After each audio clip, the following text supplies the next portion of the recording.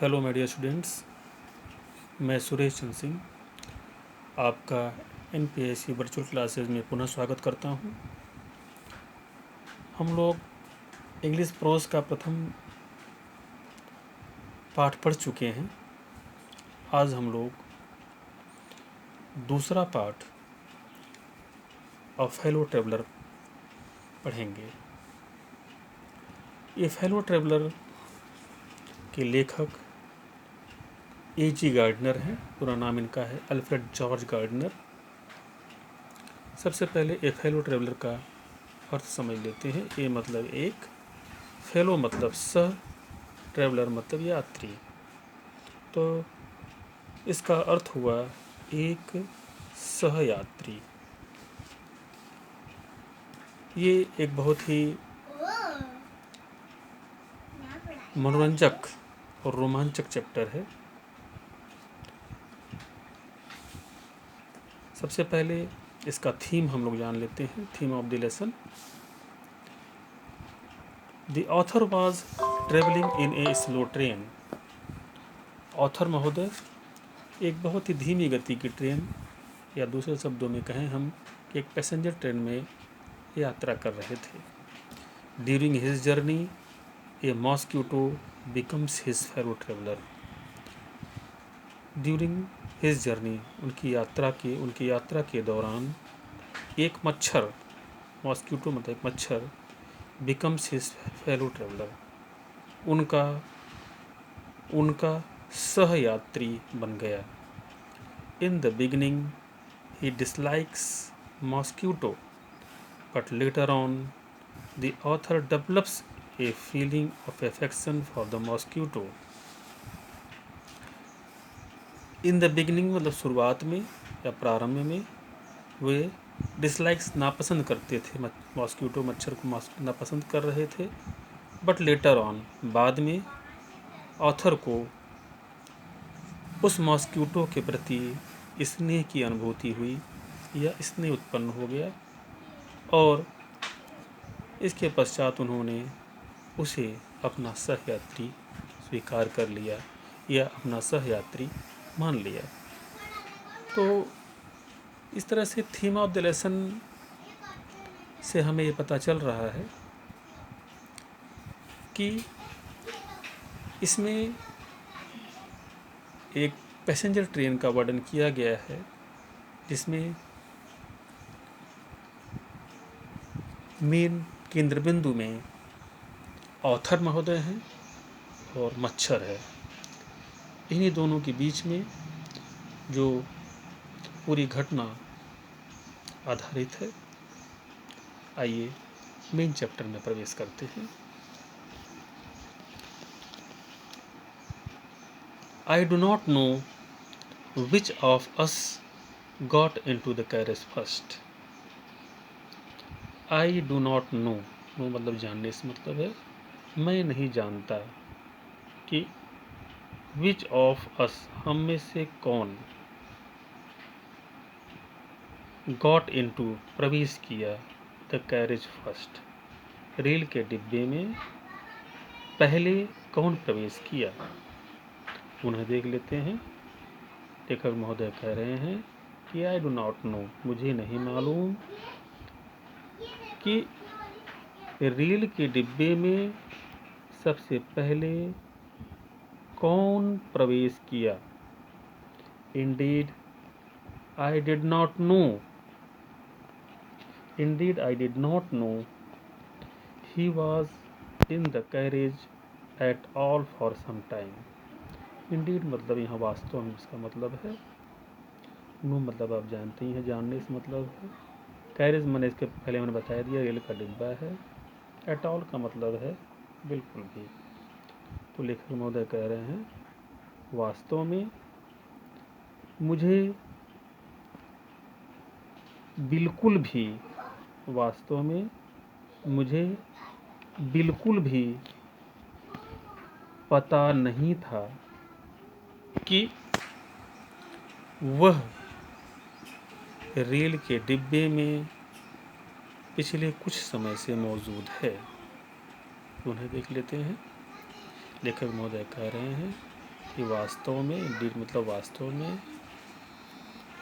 मुझे, आई मतलब मुझे, बिल्कुल भी, हटाओ मतलब बिल्कुल भी नहीं मालूम था, नो मतलब मालूम था कि वह पिछले कुछ समय से रेल के डिब्बे में मौजूद था। It was the last train from London to a Midland town, a stopping train. लेखक महोदय कह रहे हैं यहाँ पर कि ये लंदन से मिडलैंड टाउन, मिडलैंड नगर तक जाने वाली अंतिम ट्रेन थी।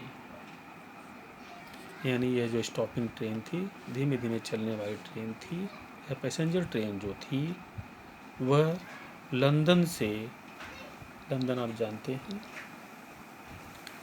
इंग्लैंड की राजधानी है लंदन, तो लंदन शहर से मिडलैंड टाउन तक, मिडलैंड जो शहर है, नगर जो है, वहाँ तक जाने वाली ये अंतिम ट्रेन थी।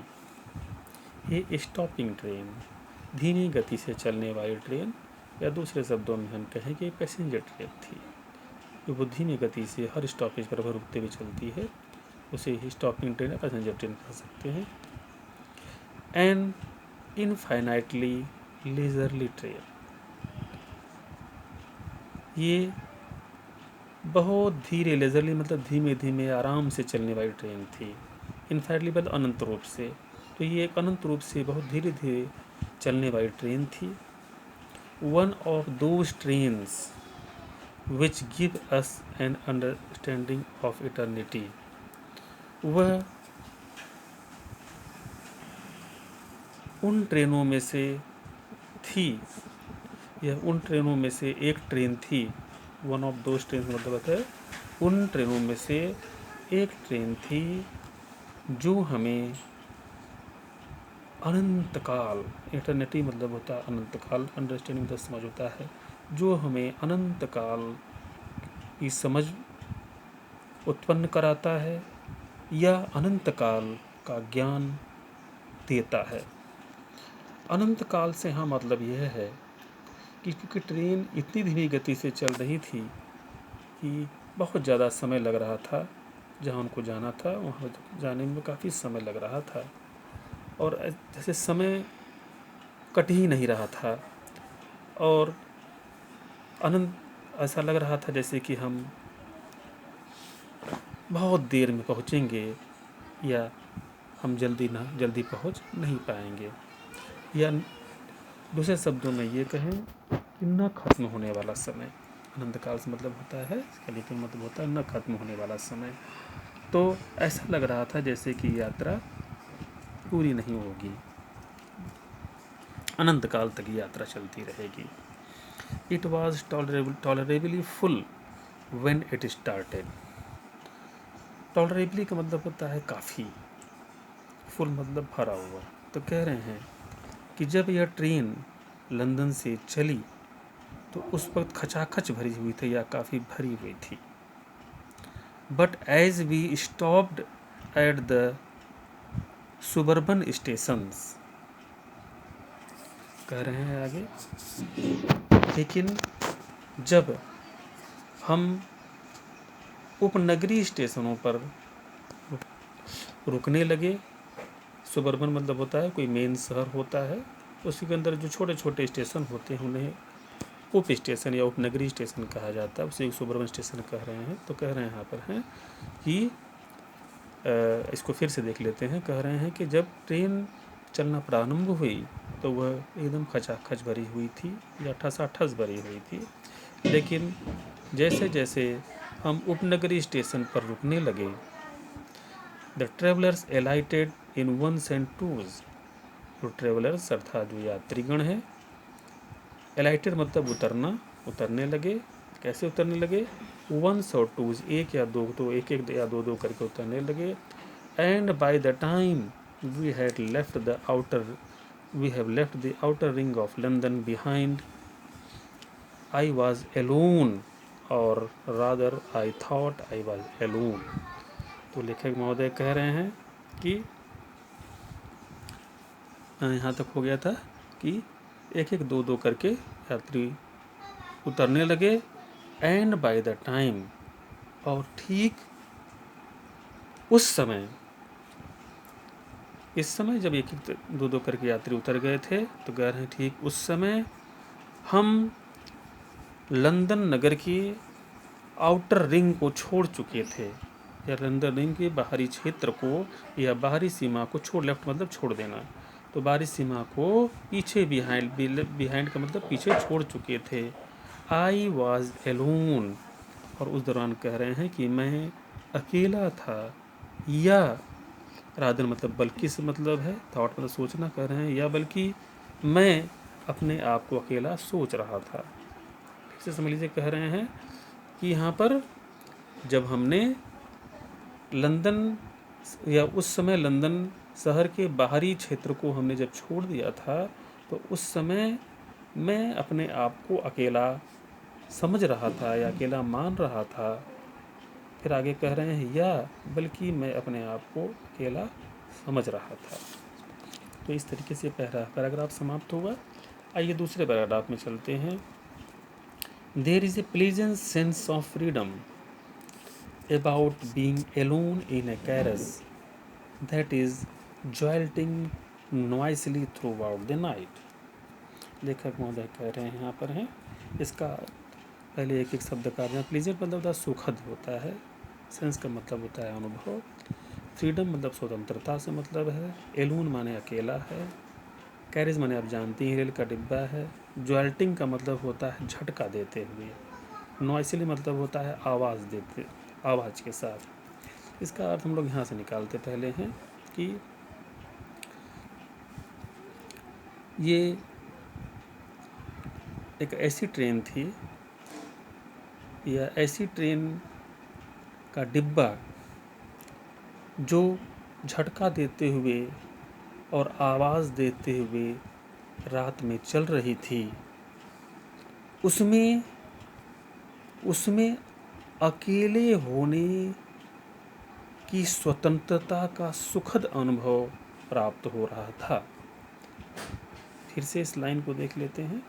लेखक महोदय कह रहे हैं कि ट्रेन के डिब्बे में जो झटका देते हुए और आवाज़ करते हुए रात्रि में चल रही थी, उसमें अकेले होने की स्वतंत्रता का सुखद अनुभव प्राप्त हो रहा था।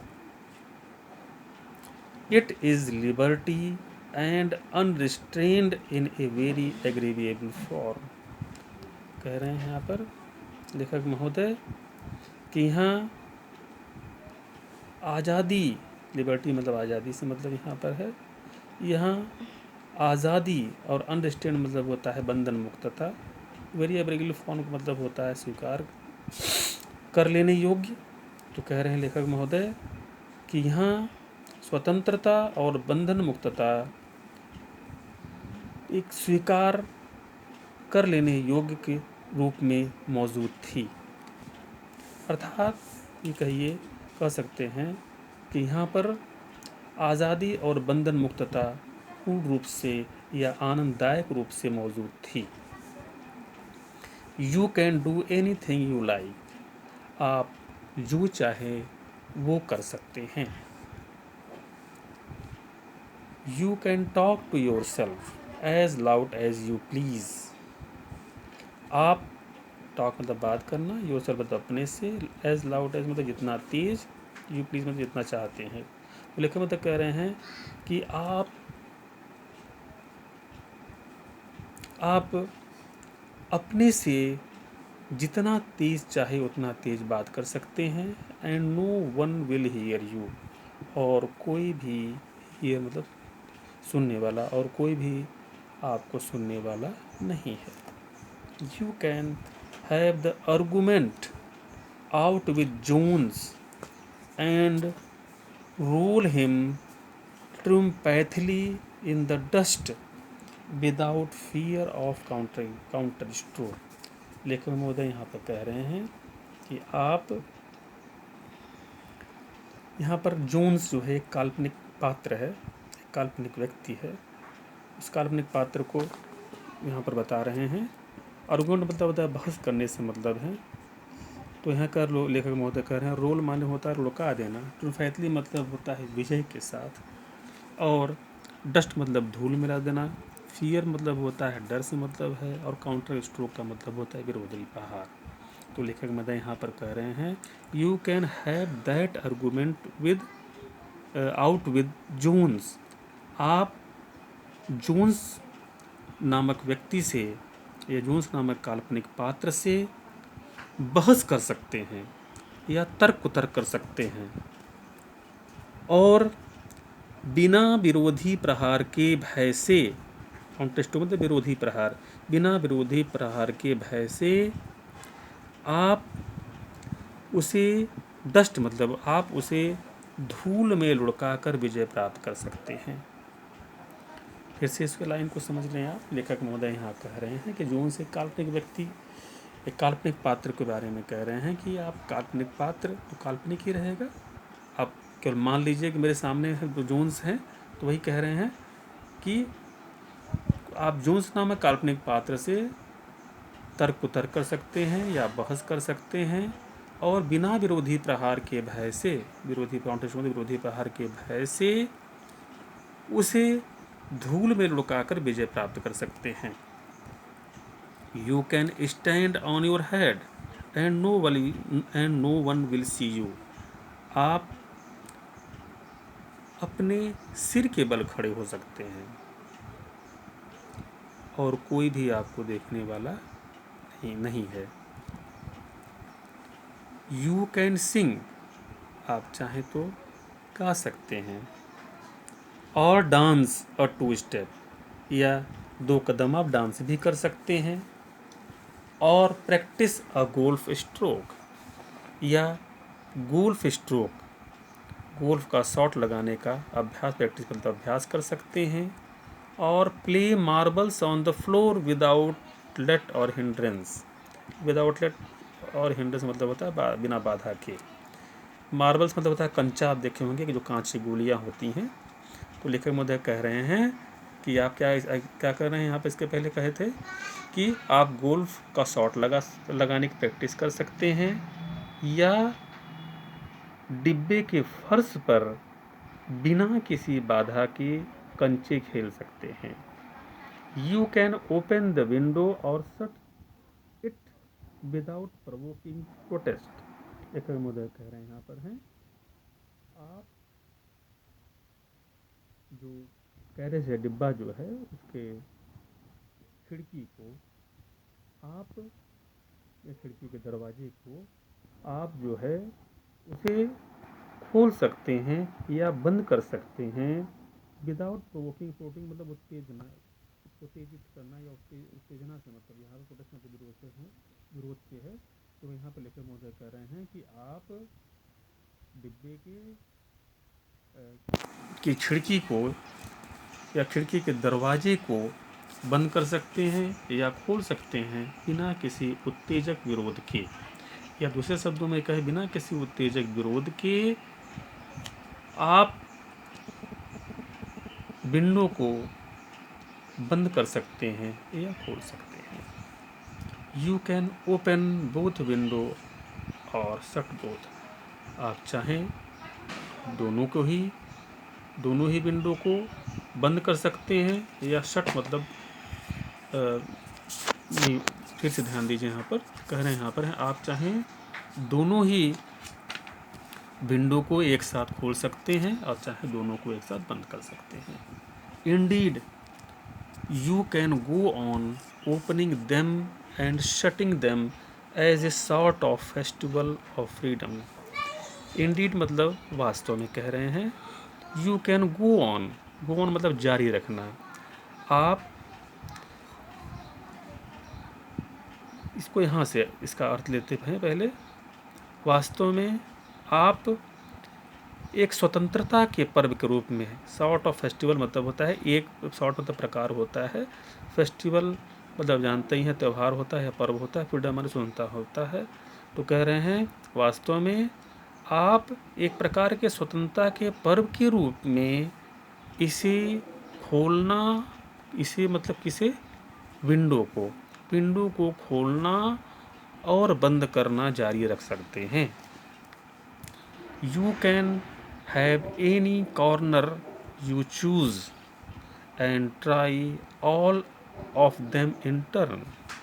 लेखक महोदय कह रहे हैं कि अब ट्रेन के डिब्बे में तो अकेले हैं, तो आप जहाँ चाहें किसी भी कॉर्नर पर, किसी भी किनारे, कॉर्नर मतलब किनारे पर आप जहाँ चाहें, चूज़ मतलब जिसे आप पसंद करें उस जगह पर जाकर आप बैठ सकते हैं, क्योंकि कोई रोकने वाला नहीं है, कोई कहीं बैठा हुआ नहीं, इसलिए आप स्वतंत्र हैं, जहाँ चाहें वहाँ बैठ सकते हैं। तो वही लेखक महोदय कह रहे हैं कि you can have any corner you choose, आप जिस कॉर्नर को पसंद कर रहे हैं या कर रहे हैं या सेलेक्ट कर रहे हैं, उस कॉर्नर पर, उस किनारे जाकर बैठ सकते हैं। And try all of them in turn, या हर एक किनारे पर बारी बारी से, ट्राई मतलब ट्राई करना, कह रहे हैं कि आप चाहें तो बारी बारी से, इन टर्न मतलब है बारी बारी से आप सही जगह बैठने का प्रयास कर सकते हैं।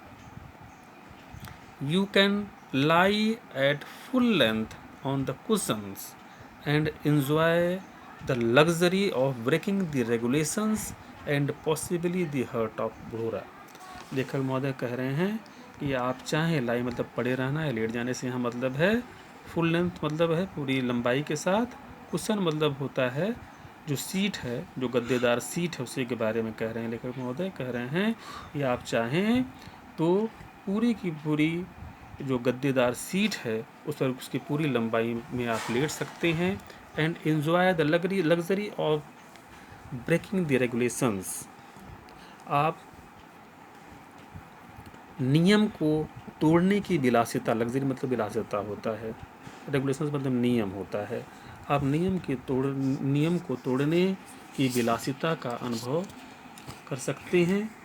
एंड पॉसिबली और संभवतः द हर्ट ऑफ डोरा, और संभवतः डोरा के हृदय को तोड़ सकते हैं। डोरा यहाँ पर इंग्लैंड का एक नियम है जिसका फुल फॉर्म है defence of real act in force in England, तो यह हिंदी में से कहते हैं राज्य सुरक्षा अधिनियम।